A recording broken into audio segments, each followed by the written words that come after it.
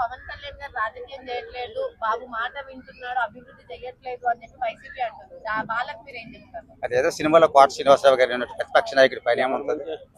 ప్రతిపక్ష నాయకుడి పని ఏముంటుంది? ఆయన పొద్దుచ్చి ముందుకు సాగకపోతే నరేంద్ర మోడీ దగ్గర కేంద్రంలో అంత పేరు లేదు కదా, ఉండదు కదా పవన్ కళ్యాణ్కి. ఇప్పటికీ చాలాసార్లు కేంద్రానికి పిలిచినారు కదా, రాష్ట్రాన్ని అభివృద్ధి చేయాలని చెప్పి ఇప్పటి వరకు కూడా కేంద్రానికి ఆయనకి వెళ్ళలేదు. ఆయన రాజకీయం చేయాలా లేదా పైసల కోసమే చేయాలనుకుంటే ఆయనకు ఒక పెద్ద లెక్క కాదు.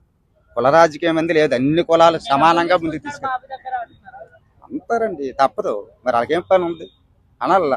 ఒక బురద జల్లాలి, బురద జల్లితే మాకేమైనా ఓట్లు పడతాయని చెప్పి వైపీసీ వాళ్ళ ఉద్దేశం. దాంట్లో తప్పేట్లేదు అనొచ్చు, కానీ ప్రజలు గమనిస్తుంటారు కదా ఆయన అభివృద్ధి చేస్తాడా లేదా. ఆయన శాఖలకు ఇచ్చిన వేరకు అంతెందుకు పిఠాపురంలో పేద పిల్లలకి ఆయన ఇచ్చిన శాలరీ ప్రతి మంత్లీ 5,000 ఇస్తాను. మరి కుల రాజకీయం ఎలాగవుతుంది? అది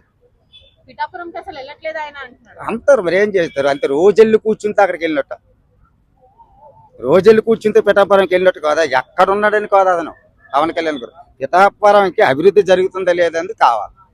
మరి ఇప్పుడు పవన్ కళ్యాణ్ రాజకీయం నేను నేర్చుకుంటున్నాను, తప్పొప్పులుంటే చెప్పాలి అన్నట్టు మాట్లాడుతుంటే, వైసీపీ కానీ కొంతమంది జనసేన పార్టీ నాయకులే కానీ ఆయన నేర్చుకోవట్లేదు, ఆయన ఏదో టైం పాస్ చేస్తున్నట్టు మాట్లాడుతున్నారని వీళ్ళు అంటున్నారు. దాని గురించి ఆయన తప్పొప్పులు అన్ని నేర్చుకొని ముందుకు వెళ్తారు. అన్ని పరాలుగా నేర్చుకోండి, గుణపాఠాలు అన్ని నేర్చుకోండి.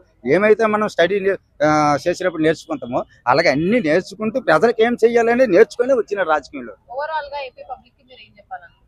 ఏపీ పబ్లిక్ ఏం చెప్పాలంటే కూటమి ప్రభుత్వం ఇంకొక 10 సంవత్సరాలు కలిసి వీళ్ళిద్దరు ఉంటే, పవన్ కళ్యాణ్ గారు చంద్రబాబు నాయుడు గారు కలిసి ఉంటే మనకి మన రాష్ట్రం ముందుకెళ్తుందని, స్టాప్ 1లో ఉంటుందని నా అభిప్రాయం. మరి ఏపీ ప్రజలకు నా రిక్వెస్ట్, నా దాన్ని ఏమంటారు విన్నపం.